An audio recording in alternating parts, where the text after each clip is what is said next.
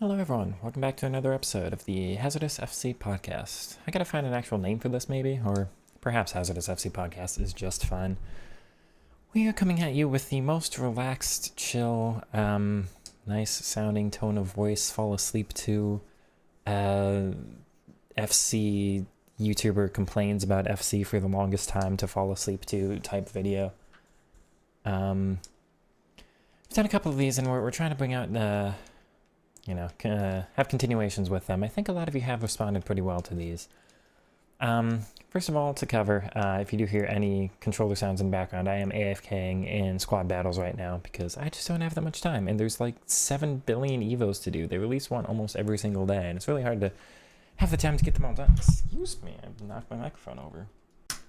Hard to have FC content podcast to fall asleep to if I keep bumping the mic, so we'll fix that. But yeah, I don't know, we can complain about the content we want in this game, but we can't complain about the amount of it. There's always something going on in this game, which is weird, right? Because like the old FIFAs didn't used to have that, right? Let me stay more central in the camera. I know a couple of you have commented on that. A couple of things to kind of like point of order to get through. First of all, I had a new controller this weekend. This is called the GameSir Tegenaria Lite. I'm going to put it on the screen real quick for you. Just, to kind of showcase the product page. It's $20 for me in the States. I don't know what it is for any other country, but $20 controller. When the other one I had was like 35 or 40. The DS4 this is always like 55 or 60, even though it's so many years old. And the one I had prior, this is the GameSir T4 Collide, which is good. Highly recommend that one. It was really good for me. It's just the dongle has messed up, like the USB-C port, and that's probably user error from just plugging it in, unplugging it so many times. But yeah, that was a good controller, but it looked like this was an upgrade on actual performance, and it feels like it has been. I can't say it's the reason, whether or not I actually get better results, but we'll put it on screen once again. The cord is like just not long enough. Maybe I can just about see it there, even though the cord's in the way. It is wired only, so you can't use it on Bluetooth. The nice thing is it has some of the best performance stats. So it is incredibly responsive for both the buttons and the sticks. And it is, it's got a high polling rate, so it's got all the performance things you could want. What else about this one? So those are the upsides for just like performance and responsiveness. Controller's phenomenal. It does have Hall effect sticks, which is, I guess, not a plus or a minus at this point. There is a technology that is better called TMR, just a more accurate, more responsive stick. Not that it's, like, necessary for FIFA, really, right? But there is technically a higher technology that you can get that's out there, and those controllers tend to range a little bit pricier. You can get some of them at, like, $40, $50 range, but some of them are, like, 100 to 200, right? But the Hall effect ones, this one's actually, like, phenomenally cheap for as well. What else about this one? It does have that retro look. It's got symmetrical sticks, so it's like the DS4, the PlayStation controllers, which I really like. I prefer the symmetrical to the Xbox. I always felt like the Xbox layout is just really hard for me to be accurate with my thumb and fast with. I like the PS4 more.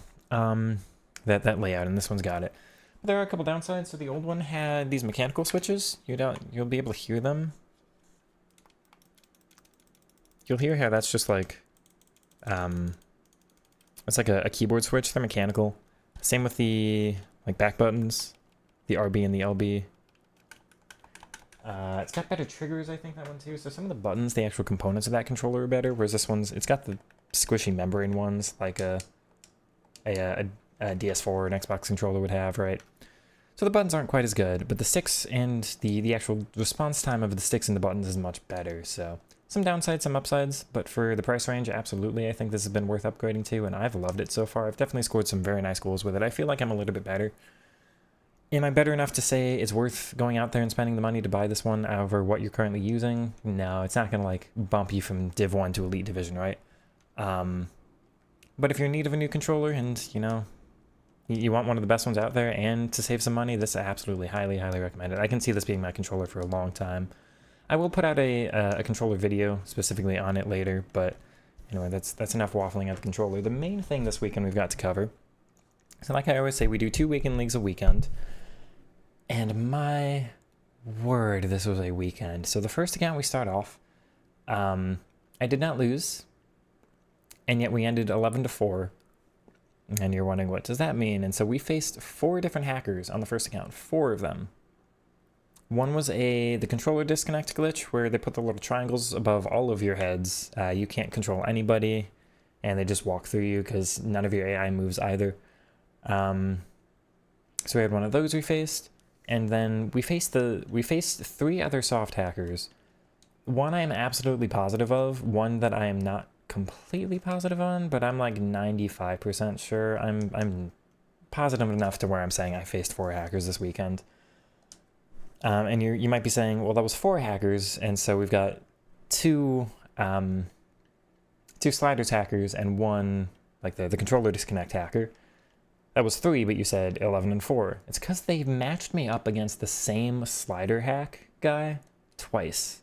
I cannot believe it. Out of how many people must be on the servers to be able to play? Here's the thing. For Weekend League, you should not be able to match the same person over. You should not be able to face the same person in Weekend League twice. You just should not. And this never would have been an issue in the older FIFAs because, like, you know, we had more people playing. But now I think at this stage of the year with the patches being poor, the responsiveness being poor, even with there being a lot of content, people don't necessarily like what the content is. And the rewards just being awful. Not to mention the fact that hackers are discouraging people from playing and all of that stuff, right? And the disconnects and everything. It's just like, there's less and less people on the game. So I think a lot of the casuals have fled, especially like, you don't need to keep on top of your game for this until they release the patch in January. So you don't really need to like keep playing. Just come back in January, see if that patch is worth it. If not, you're probably done for the year, right? What a waste of 60, 70 bucks you spend on this game. But hey, here we are. Here I am, still trudging along, doing my best. The one sliders hacker was a pace hack and I believe a passing hack, where they just hit, like, they had Mbappe with 97 pace, but it must have been 130. And they had, who else was it? Maybe it was Rafinha instead of Mbappe. But like, yeah, even with Rapid Plus, like I faced Rafinha dozens of times this year, right? Like I know how Rapid Plus works. That was not it. So unfortunately, we did lose to that guy twice. How'd they match me against the same guy twice? Against the guy I lost to twice. Like, you can't face me against somebody I've already beaten. It's got to be, I swear, the times I face the same person in Weekend League, I think it's always when I've lost to somebody. It's never when I've won, but I don't know what conspiracy theory that would elate to, right? Or equate to, excuse me. So that was tough. And the final sliders hacker, the guy got a red card about 5 minutes in, but then still just like beat me 8-4 or something. And I'm like, none of this game works right either. Like he's got significantly more pace than anything else. And you can tell when they know it and they just spam it, right? Like that's one of the tells too, honestly. You can feel it from their players. But you can also go like, okay, but he's literally only doing one thing every single attack. Like he just knows that he's there for the pace, right? So that's also kind of a sign that, yeah, they're probably hacking. They just do the same thing that's benefited by their sliders every time. But yeah, very frustrating matches there. So 11-4 on one account. And the other account, I also didn't lose on. And yet we went 13-2. And 13-2, the 2 losses being 2 disconnects. Both of which I was in the lead for, both of which disconnected. So I don't know if those were hackers either doing some kind of disconnect glitch, or if that was just the servers went down. Nobody in my live chat said that the servers went down. I didn't see anything from anyone else, so either it was just a me thing. But again, like, I'm streaming. My internet stayed up. The stream didn't go down. It's just the game disconnects. So again, don't know if those were hackers or just genuine server disconnects. If they were just genuine server disconnects, I said this live on stream, and I have to say it again. Absolutely unacceptable, because it's impossible, absolutely impossible, for both people to lose a game. You can both draw, like not in champs, but you can both draw, one can win, you know, one loses, that's how it works. But to have a video game where if both people actually like genuinely disconnect, there's nothing in the game's code to be like, hey, we just gave out 2 losses. That's not right. We can't give out 2 losses, so just like give the game back because the server went down, or just anything like that, right? And even, like, giving it to the person who was winning, because, like I say, I was in the lead for both of those games. Both of them. And, like, the opponent didn't deserve the loss because they maybe could still come back. They hadn't they hadn't left the game yet, right? So maybe they can come back. They don't deserve the loss either. But at least in the one case, give me the win. I was already in the lead. But for the second case, don't give either of us the loss. It wasn't our fault. Or give me the win and let the other person who disconnected not get a game or anything like that. So many other ways they can handle that. But no, just both people get a loss. Again, assuming that they weren't hackers that were disconnecting me. I'm going to try to chill out for the rest of this podcast because I think we're coming on with the energy a little bit strong. And I've put too much energy into this game this weekend already. Like, again, 4 hacked losses on one account, 2 DC losses on the other account. Yeah, can I just play the game and be normal? We do have to say, with the game being the way it is, with how unskill-based it is, with how any individual game can be unrewarding, with how messy the matchmaking is, because my matchmaking is an absolute nightmare some weekends and then just completely easy other weekends, with how the disconnect losses are, with how the hackers are, with how your servers are, with how inconsistent the game is, and all of that. Having a game mode like Foot Champs is unacceptable. I'm sorry. This should be completely unallowed to be in the game itself. This cannot be something Inception is the person saying you watch any of Inception's rants and he's like, oh, Foot Champs is a terrible game mode because of all of these reasons. You've got to improve it. And I'm like, there's no improving it. There's just removing it. You cannot have this and have your game be this bad. It is not in the state to have it. It just, man, it's so weird for it. The things for me, again, just all the hackers and the disconnects and all that. You can't have a competitive game mode like that. And if you want an actual skill-based thing, a league is always, always, always more skill-based than a cup format. If there was a World Cup league instead of just a World Cup, the best team in the world would win it more frequently. They just would, way more frequently. Whereas you can have the best team in the world and most of them would anyone say that Inter Milan and PSG maybe was the best team in the world last year? Sure, and they won. But was Inter Milan the second best team in the whole world? Should they have been in that tournament? There were a couple other arguments, right? I think Liverpool were in that argument. Madrid and Barca are normally in that argument. Maybe Bayern, one of those teams, right? But if you run those games again, there's just a much higher inconsistency of any of those teams making it through. Whereas in the actual league format, okay, when Bayern wins the Bundesliga, when Liverpool wins the Prem, those were the best teams in those leagues, and it's more guaranteed. Because for one, there's just more, primarily, there's just more games. So any individual loss isn't as damaging, because any individual loss could just be one corner or one red card that actually you didn't really deserve. It was kind of like an accident. Your player slipped and fell over. Not slipping is skill-based, but then one single just kind of mistake can derail the entire team, right? That kind of stuff. So having a league is so much more skill-based of a game mode. So just make Rivals Foot Champs. Just put Rivals rewards in Champs. That's all I'm saying. Because if I get a disconnect loss in one game in Rivals, I can go, this doesn't matter. I can literally just go into the next match and be absolutely fine. Well, not be absolutely fine, but I can go into the next match and go, you know what, if I win this one and the next one after, or if I win this one, I'm back in the same spot. So I just have to get one more win, and then it's the disconnect basically never happened. I know in the lower divisions, you get the hot streaks for going up the divisions, and that matters, but beyond that, excuse me. Beyond that, you actually get the ability to rectify any individual unlucky moment, right? You don't get that in Weekend League. You get one disconnect, and it just my whole mood drops because we go from the 15-0 chance to just it's not even deservedly taken. It's just taken away from. It's stolen. It's stolen from me completely, and the opponent also gets it stolen from them, right? So it's not a game mode that should exist. But that said, here we are. This is what we're dealing with. I don't know, man. Part of this is on me at this point of just putting so much weight on Weekend League. It is a big thing of content. I get the most viewers over the weekend. I get the most chatters. I can just interact with most of you. Weekend League's the part of the draw of the channel for the weekend. I know that people are also more free to watch over the weekend. But yeah, it feels like the big primary game mode, right? Even with all the other tournaments and with Rivals, you know, released this, or not Rivals, the Gauntlet and some of the other tournaments and all that released this year. There's some other decent things, but like, I wait the whole week going, I can't wait to stream Weekend League. And then it happens, and it's a mood killer every single time, because last weekend, we lost 1 game to a hacker and 1 game to a DC. So this is 2 weekends in a row where 15-0 has been literally impossible, just completely impossible due to nothing that I've done. So I don't know what you want. Again, I don't know if the hackers and maybe the DCs are hackers, and if that's just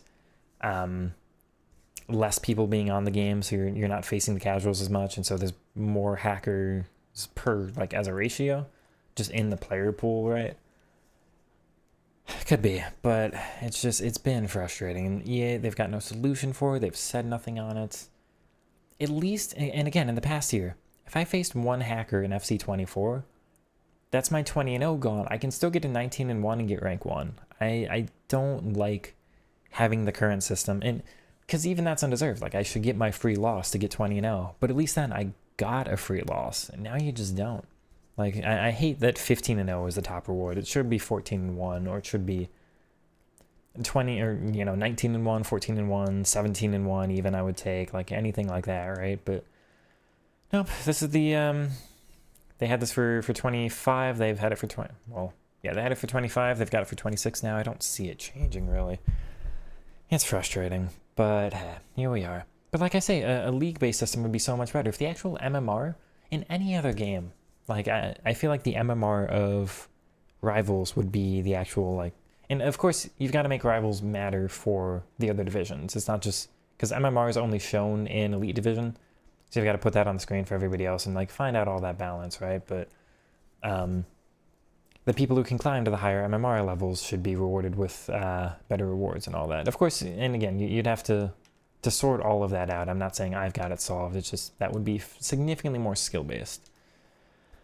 That's enough complaining on the game modes, though. So we do have the Jogo Benito promo out. Do any of these cards interest me? Not really. They put Rapid on Duranville, which is so disappointing. I hate the Rapid playstyle with a burning passion.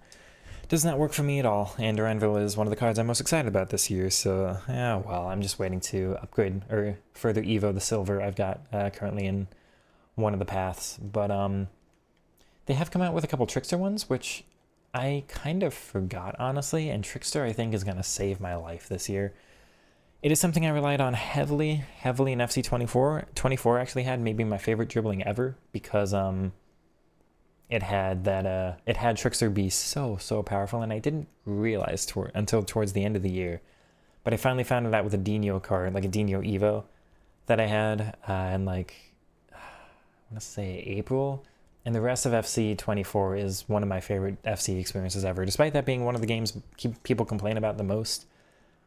And that being a major crossing year, I'm like the only one who found out the dribbling, and my word, could I dribble in that game. If you haven't seen my FC24 montage, oh, that is some of my greatest goals scored in any FIFA ever. But hey, and then last year I used it a little bit more sparingly. It was on almost anybody, or almost everybody, but not quite everybody. My 2 strikers, R9 and Hazard, at the end of the year didn't have Trickster Plus, so it wasn't as necessary. But I did still use it. I had Neymar Evos all year. I tried to get it on other cards. It was primarily Neymar, I think, last year that had it, though. This year, I think, once again, I'm going to have to go back to Trickster Plus because it improves the L1. L1 is strafe dribbling. It's the closest we've got to L2R2, to agile dribbling we had in the past year. It's the closest thing we've got at the moment, right? And it just helps with the cuts. If you're moving like quickly like that, if you're watching the camera, just like side to side, you're trying to juke somebody out, the L1 movement is the best way to go, it looks like right now. So I put L1 on Danny Diaz, one of my Evos, and there's an additional Evo that just goes on a silver card. I might put that on a center mid, just for the rarity of getting Trickster Plus on a CM. I think would be a lot of fun. I know I'm the only person who would do that kind of thing, right? But hey, I still need my CMs to kind of escape and yeah, be able to dribble through those tight spaces, because I use them a lot like normal attackers, right? What else?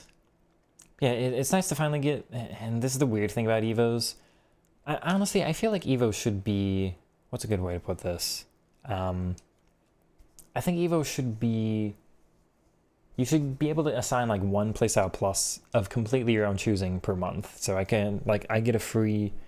we might have talked about this last week, but like I get a free press or trickster. I get to decide whatever like per month. Because what's annoying to me is just having to wait so long for the Evos. It's like, and now is the first couple of like trickster pluses we're getting, and then they put them all like during one promo. Like they kind of theme them. Where it's like, oh, it's Yoga Benito, so of course we're going to do the dribbling stuff during Yoga Benito. It's like, well, but I've been starving for the actual dribbling Evos for all year, and I had to wait like 3 months until they actually start coming out. That's what's frustrating to me. But hey, it's nice to have them finally. And what are we thinking about? So yeah, the L1 dribbling is exceptional, honestly. Getting the quick little cuts is going to be absolutely game-changing. So expect to see Trickster Plus in combination with Press. Press Proven, of course. Press Plus if I can get it.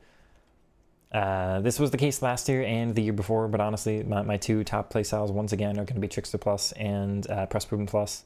I don't know which order yet. Probably Press Proven Plus first. It's a little bit more important.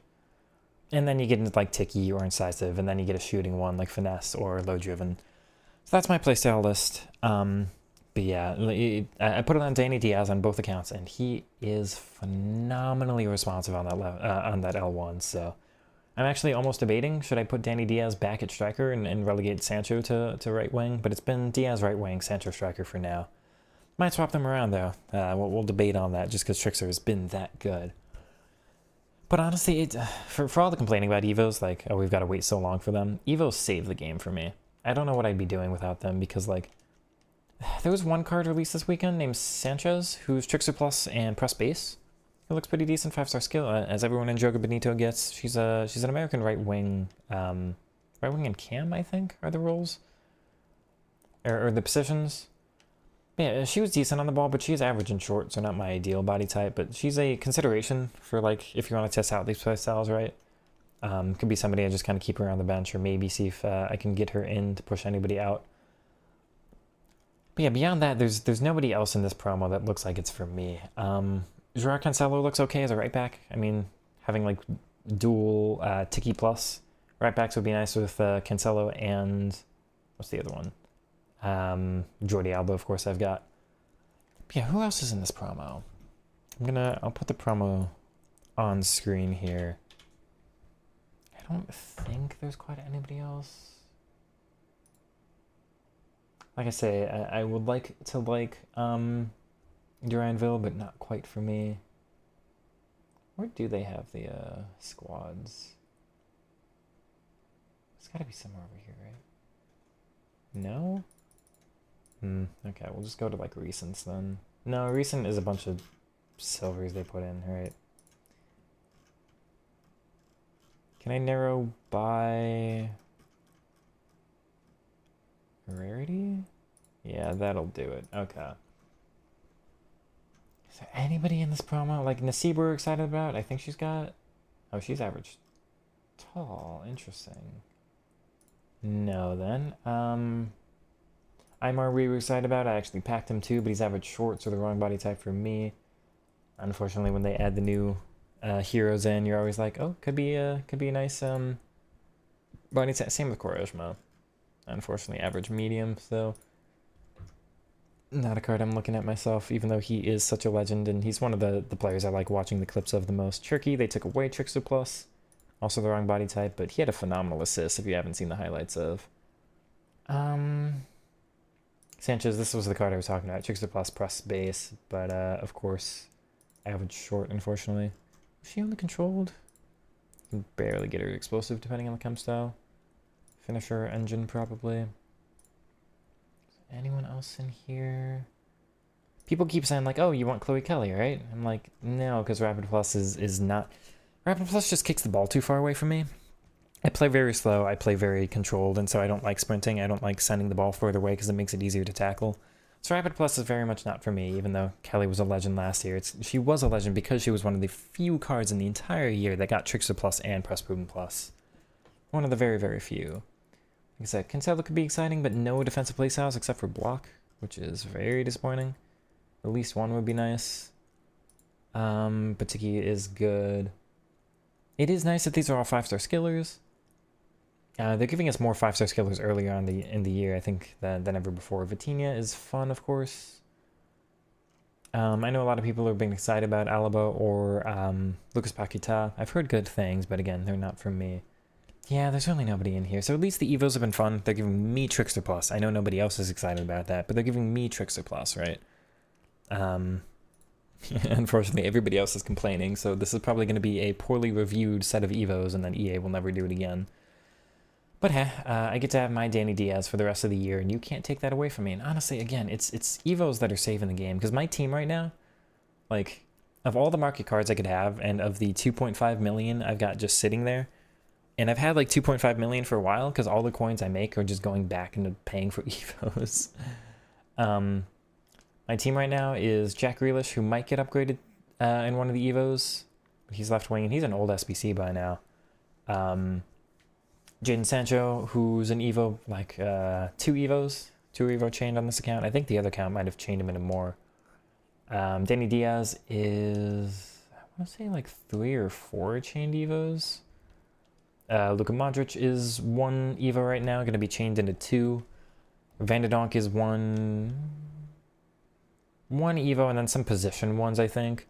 My center backs are both Evos. My left back's a position Evo to get false back base on Jordi Alba.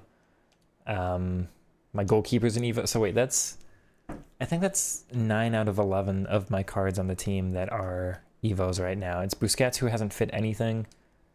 And it's, who's the other one? It's Grealish, who's probably going to get Evo. I don't know if I'm going to put his card or like his SBC card or his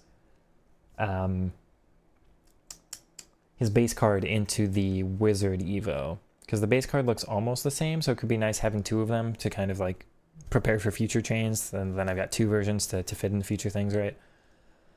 But yeah, for a fully Evo team, and again, like, I'm performing very, very well. I just, we're only losing because of the disconnects by now. But yeah, thank you at least, EA. The one thing is, when we finally get the right Evos for me, the Evos do save the game, because none of the promo cards interest me, unfortunately. Just none of them. Beyond that, was there anything else to cover for this weekend? So the content for this week, I do have to put out we'll try the controller review. I do have to, we'll put out a video on trying to do Trickster, so like how to utilize the L1 dribbling. And we'll put out a video on the new formation. So I didn't mention this, I did actually, not a new formation, a new tactic. I've gone back to the 4-3-3-2, but I just kind of told myself this weekend is going to be as slow as I can, as controlled as I can, and as like my kind of playstyle as I can, just completely dribbling related and nothing else. I guess I kind of slip off the camera as the video goes further and further on. I apologize. I'll sit up a little bit more. That's my own posture in the chair. Everybody check your posture and drink some water, of course. What was I gonna say? So I ended on the 4-3-3-2. It was false 9 attack, which I have been using false 9 balance on Sancho. It was false 9 attack up top. I'm going to put it on the screen, actually, in just a second. It was inside forward roaming on left wing and right wing. It was DLP... What was it? DLP build-up on the 2 center mids. Let me just... we'll put it on screen here. You know, my Evo players. We had Cambiasso and St. Justin, of course. That's what the team looked like. And the tactics... So we'll try to put out a tactics video throughout the week. We had false back and wing back to kind of like offset them a little bit, and I think that worked out pretty well. DLP defend on Busquets and DLP build up on the 2 other center mids, and then yeah, the inside forward roamings and the false 9 attack. And it's just let me dribble more. I think with the playmaker CMs, they kind of interfere with my ability to dribble because they get up the pitch and just kind of really close to the center backs, and then the wingers stay wide. Inside forward roaming actually seems to work better if your 2 center mids aren't pushing up. So these players actually got more infield, and I was able to... I didn't score as much, of course, nearly as much with my center mids, but honestly, I feel like when these 2 are on playmaker, the 2 center mids, then my primary goal scorers are the striker and then the center mids and then the wingers. And let's let it be my primary goal scorers of the striker and then the wingers and then the center mids. So kind of works out better that way, I think. You get your center mids doing more typical center mid things rather than just attacking and being like center forwards in their own right. Lets me recycle the ball a little bit more. You do get slightly easier stems of the opponent's counterattack, so there are some benefits. Although I think DLP doesn't track back as far into the box when like you're set on defense. I had some issues with the cutbacks with them. So to keep that in mind, unfortunately, there's no like... I wish you could do like DLP on offense, because deep line playmaker is an in possession role, right? I wish you could do deep line playmaker on offense and then like box to box on defense, right? Just to make sure they do track back, even if it's a stamina drain. But hey, things for the future, yeah, right? Please, please. What else?